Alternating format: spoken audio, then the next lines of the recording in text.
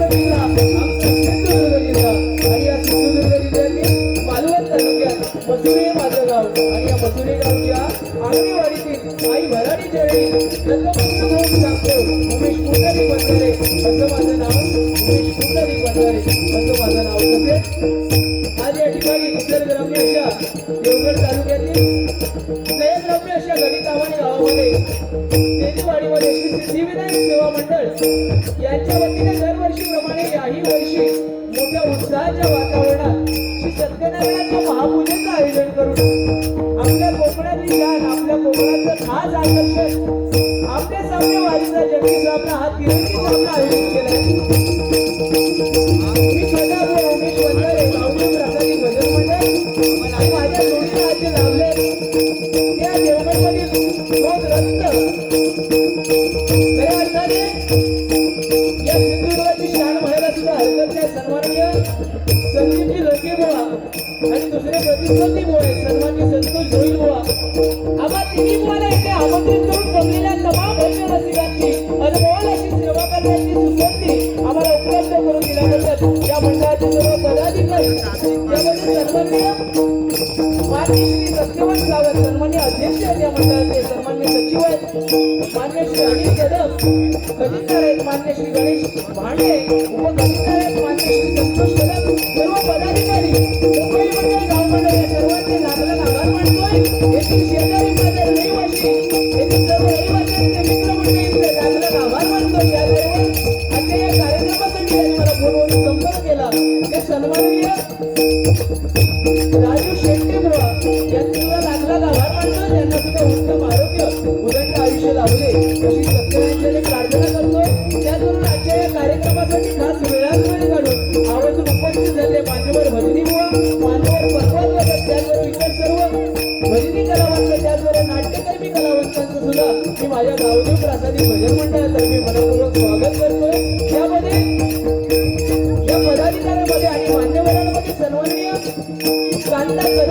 ठिकाणी उपस्थित आहेत त्यांचा सुद्धा लाख आभार मानतोय. या गावचे माजी पोलीस पाटील सन्मान्य अनिल कदम त्यांचा सुद्धा लाख आभार मानतोय. त्याचबरोबर सन्मान्य विनायक कदम यांचा सुद्धा लाख आभार मानतोय. त्याचबरोबर काही वेळात वेळ करून आवाज उपस्थित आहेत सन्माननीय या देवगड गावचं रत्न एक घोड गाड्याचे सन्मान्य सुशीलजी घोटणकर आमचे मार्गदर्शक ते सुद्धा या ठिकाणी उपस्थित आहेत. त्यांना विनंती करतोय की या ठिकाणी येऊन त्यांनी स्थानापन्न व्हायचं. त्याचबरोबर या गावचं रत्न स्वर्गीय ज्ञानदेव चव्हाण यांच्या सुद्धा पवित्र स्मृतीस वंदन करून पुन्हा एकदा संपूर्ण जगाचा आराध्य दैवत श्री गणेशाला वंदन करून विजेचा आराध्य दैवत सरस्वती मातेला वंदन करून अवघ्या महाराष्ट्राचा आराध्य दैवत छत्रपती शिवाजी महाराजांना गाण्याचा वंदन करून माझे ग्रामदैवत श्री भद्रेश्वराचे नतमस्तक करून माझी कुलस्वामिनी आई भवानीचे नतमस्तक करून माझे मूळ भूमिका देवी सातेरी देवी नतमस्तक करून आई गावदेवीचा कृपा आशीर्वाद घेऊन वैष्णव्या जागेवर नमस्कार करून सत्याचा वारीशी सत्यनारायणचा आशीर्वाद घेऊन पायवा भजन निघाला विनम्र अभिवादन करून आजच्या या अभिवादनात सुरुवात करतोय. जय हिंद जय महाराष्ट्र, जय हिंद जय महाराष्ट्र, जय हिंद जय महाराष्ट्र.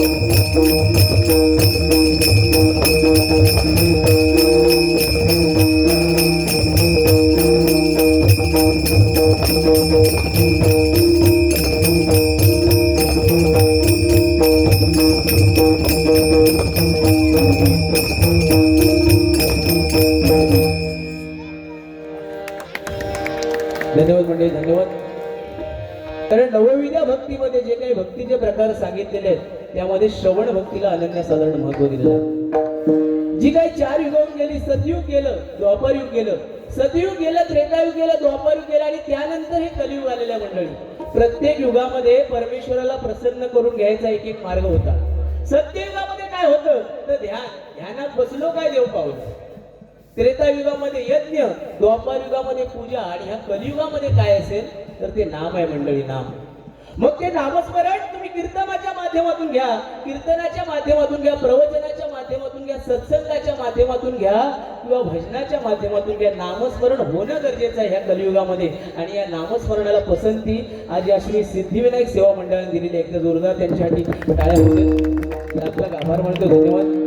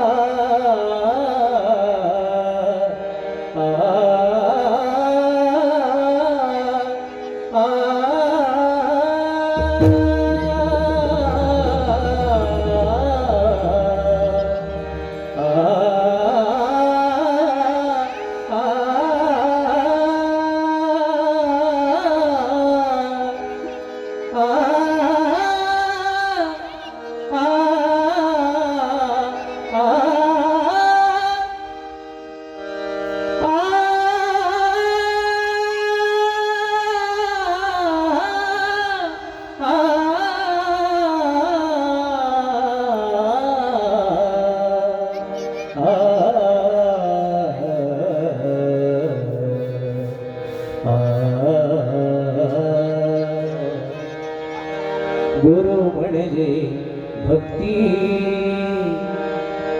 गुरु म्हणजे भक्ती, गुरु म्हणजे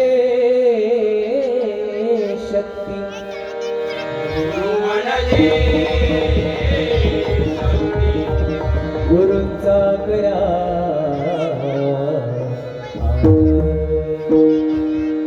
गुरूंचा करा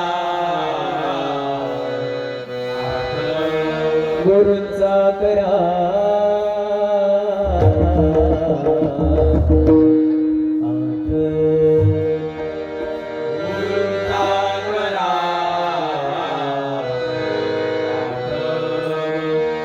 गुरु निवारी कर्म साठाव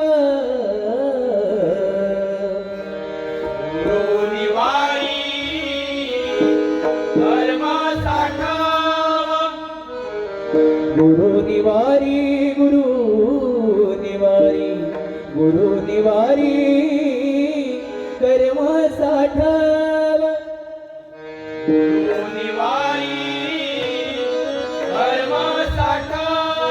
गुरु म्हणजे प्रेमानंद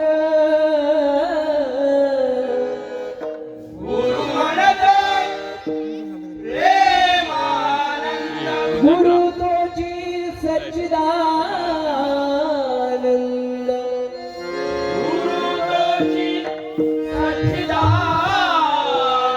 गुरुचे करा भजन भजन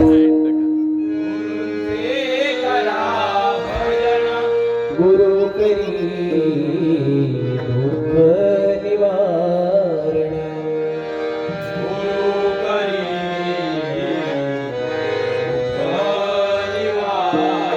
गुरुनामाचा महिमा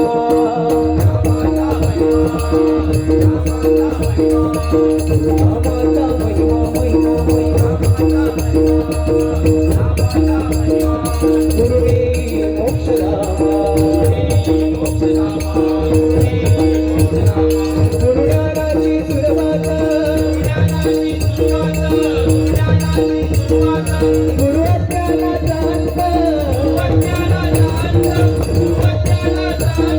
गुरुवंदे स्मरावा स्मरावा गुरुचिंतने आठवावा गुरु माझा योगी राणा गुरु माझा योगी राणा गुरु माझा योगी राणा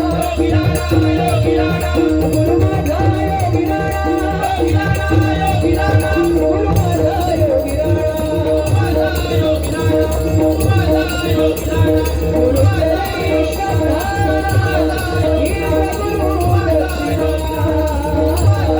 गुरु चरणी शरणा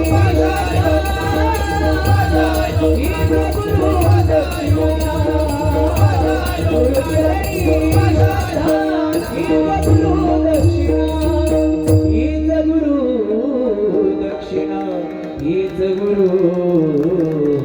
दक्षिणा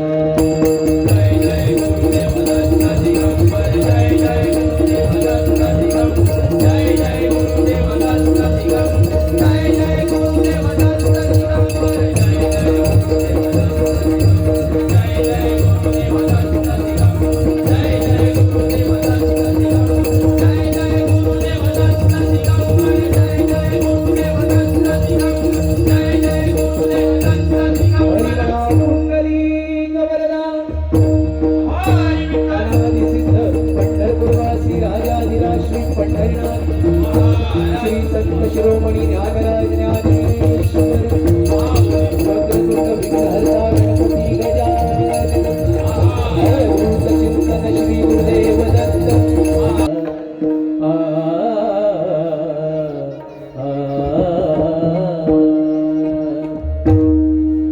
काय मंडळी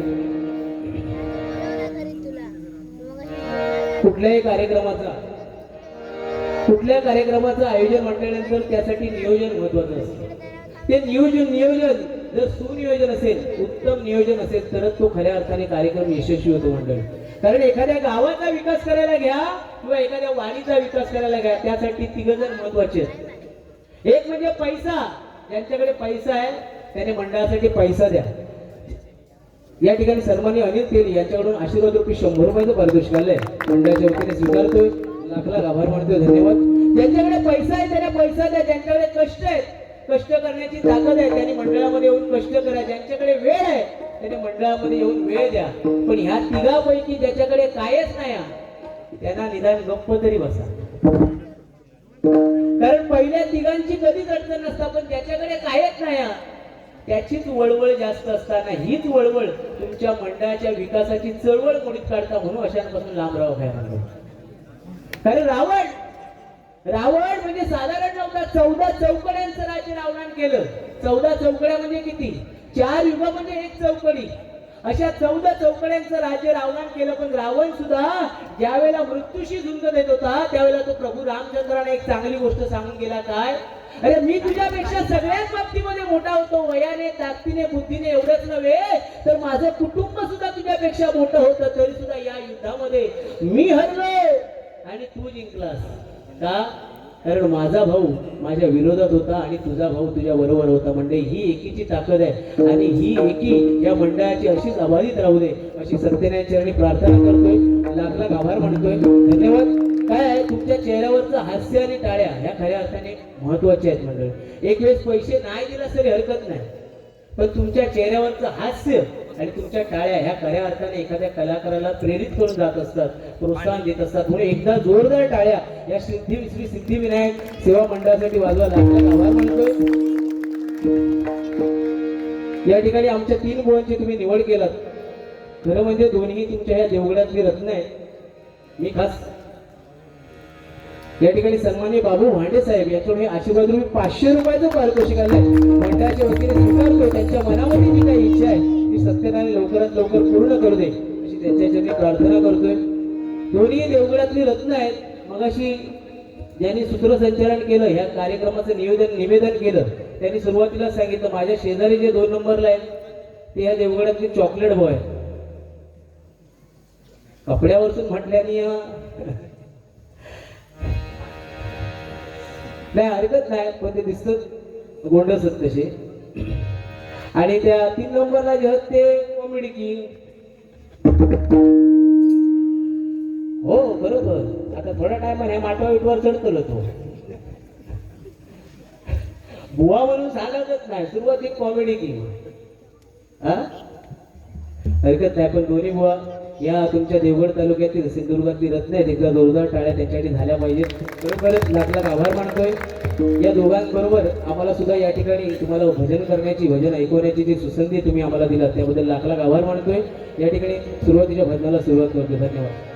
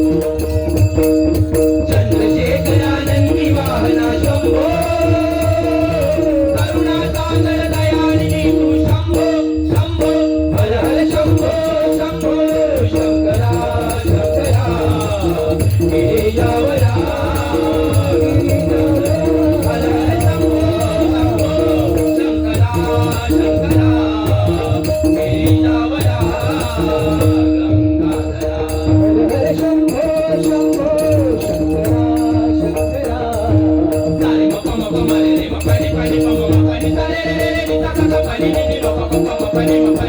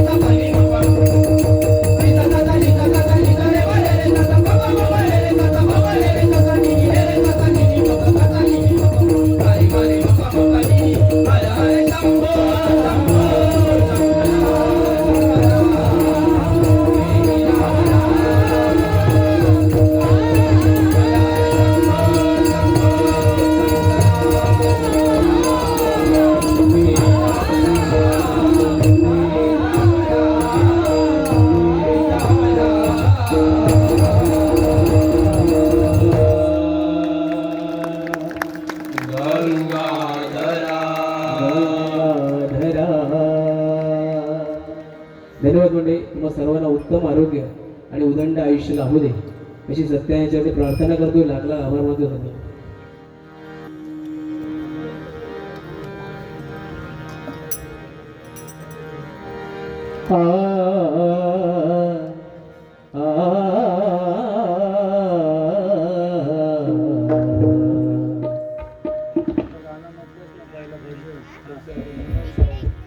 या ठिकाणी सन्माननीय मनोहर सावंत यांच्याकडून सुरुवातीच्या गाण्यासाठी या भजनासाठी 100 रुपयाचं पारितोषिक आले. या मंडळाच्या वतीने स्वीकारतोय. लाख लाख आभार मानतो. धन्यवाद. त्याचबरोबर आमचे मार्गदर्शक सन्माननीय सुशीलजी गोठणकर बुवा या ठिकाणी उपस्थित आहेत. त्यांच्याकडे आशीर्वाद रूपी 200 रुपयाचं पारितोषिक आलंय. मंडळाच्या वतीने स्वीकारतोय आणि त्यांच्या भावी वाटचालीसाठी लाख लाख शुभेच्छा देतोय.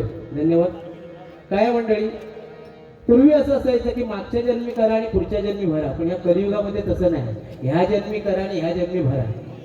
जर तुम्ही धर्म कराल तर त्या परमेश्वराकडे तुम्हाला मागावं लागणार, पण तुमचं कर्म जर चांगलं असेल तर त्या परमेश्वराला तुम्हाला नक्कीच द्यावं लागणार आहे मंडळी. आणि या कर्माचं जर उदाहरण द्यायचं झालं तर निवृत्ती, ज्ञानदेव, सोपान, मुक्ताई ही 4 भावंड ज्यावेळेला पहिल्यांदा पंढरपुरामध्ये आली.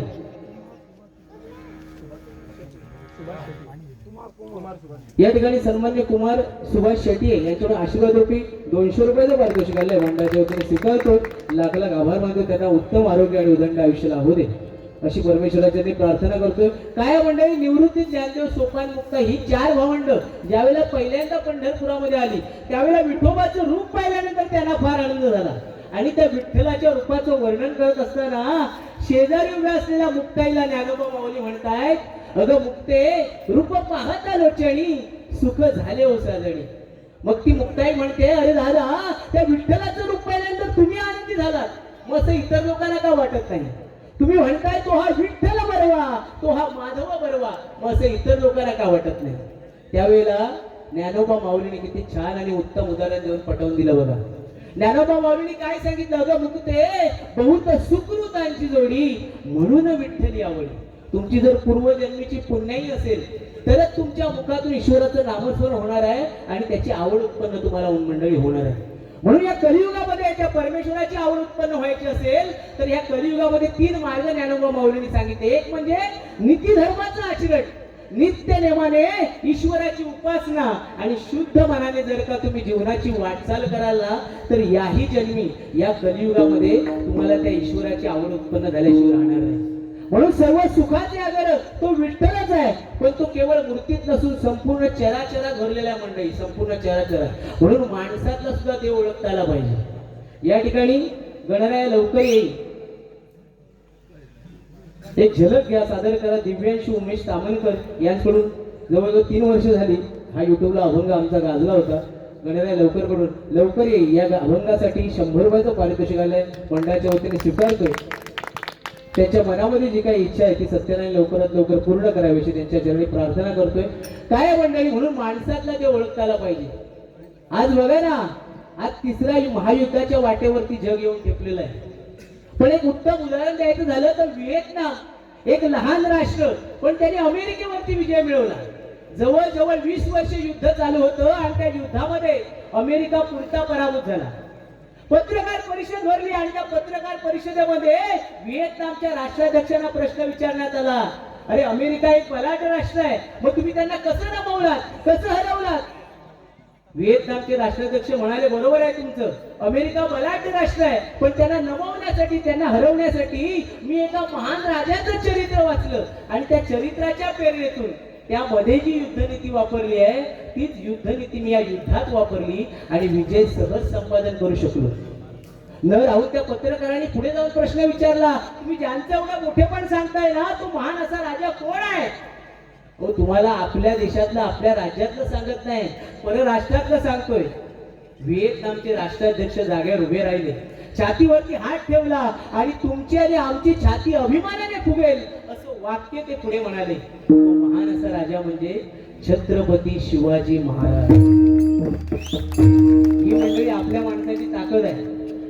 म्हणजे बाहेरच्या देशात टिजवर आहे पण ते आपल्याला हातभर करून सांगतील, पण आपल्या देशामध्ये, आपल्या राज्यामध्ये आपल्या राजाचं आभाळवर आहे, आभाळवर. पण आपण सांगायला ते कमी पडतोय मंडळी. म्हणून आपल्या छत्रपतींचं उंच आपल्या इतकं मोठं ऋण आहे की 1,33 कोटी देवदेवतांची पूजा करू नका, पण त्या छत्रपतींना नमस्कार केल्याशिवाय, महाराजांना नमस्कार केल्याशिवाय घराच्या बाहेर पडू नका. कारण आज आपल्या अंगणामध्ये जी हिरवीगार तुळस दिसते आणि जो मंदिरावरती उंच असा सोनेरी कळस दिसतोय ना, त्याला एकमेव शाश्वत कारण म्हणजे छत्रपती शिवाजी महाराज आणि त्यांचं ऋण आपण विसरून चालणार नाही मंडळी. म्हणून माणसातलं सुद्धा देव ओळखताला पाहिजे. या ठिकाणी रूपाच्या अभंगाला सुरुवात करतो. धन्यवाद.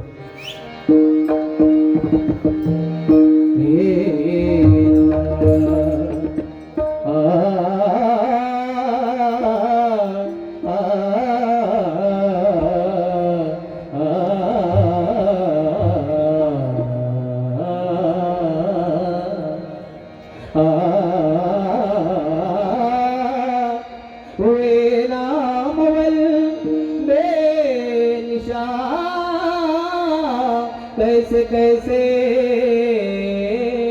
जमी खा गई नौजवान, कैसे कैसे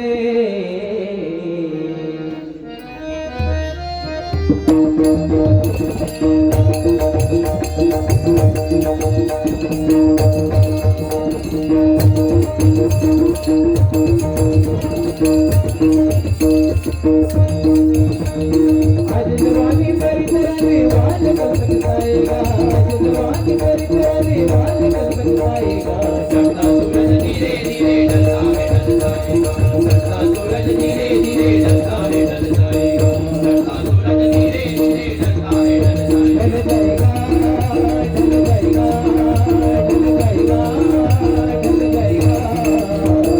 चढ़ता सूरज धीरे धीरे ढलता है ढल जाएगा, चढ़ता सूरज धीरे धीरे ढलता है ढल जाएगा.